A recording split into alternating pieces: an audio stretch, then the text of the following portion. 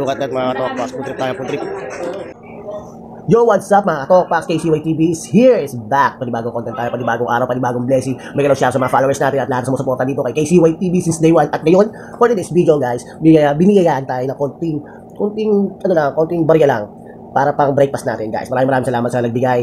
Shoutout sa iyo. Salamat dahil may over tayo at galing tayo sa Tomaan kagabi. At ngayon, let's go, samahan nyo akong kumain dito sa Wallace Lake Pares, Kabayan Wilbert. Dito lang yan sa Pio del Pilar, JB Tour guys. Tara, let's go. Masarap humigot ng mainit na sabaw kapag may hangover at masakit sa ulo. Kaya let's go. Dati patagalin to.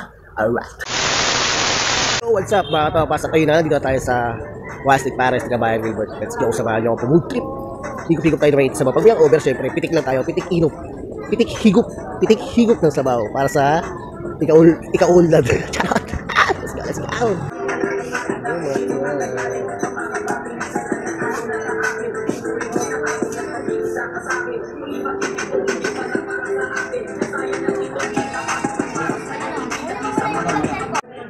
Ito nga pala yung in-order ko mga Tokpaks. Combo to. Laman tapos mata. Yan.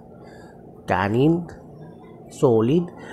At ang hindi mawawala talaga syempre sa akin ang chili oil. Yan. Ano mo lang paborito natin mga time-lapse tayo mga Tokpaks. Pagmasdan nyo kung paano kumain to si Kolokoy na to. Ito nga pala ang tawag na masakit sa ulo kapag may hangover. Kaya higop lang tayo ng sabaw.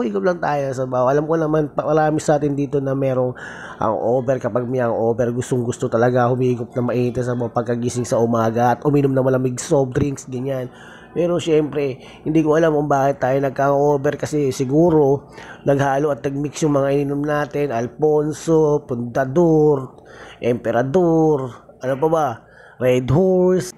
Yun na nga, syempre, ang saya-saya habang umiinom ka, sabay kasama mo yung mga pamilya mo, mga pamangkin mo, pinsan mo, ate mo, utol mo, di ba? Yung ganon. Yung nagbabanding-banding kayo.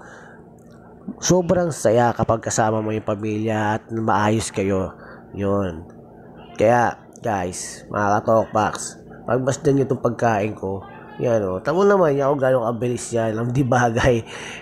Take 2 natin, guys. Kumuha tayo pa di bagong kanin. Yan, nakadalawang kanin lang tayo dito dahil sobrang daming rice niyan guys. Kung titingnan mo talaga sa perso dahil sobrang daming kanin yan mga Tokpaks yan. Kaya solid, panoorin nyo na lang ako at minsan lang ako ulit mag vlog ng food lover. Let's go. Yan. And for the go, sabi nga ni Kamangyan, idol ko yun si Kamangyan. Di idol, crush ko. Let's go, babush mga Tokpaks. Hanggang dito na lang ang video natin.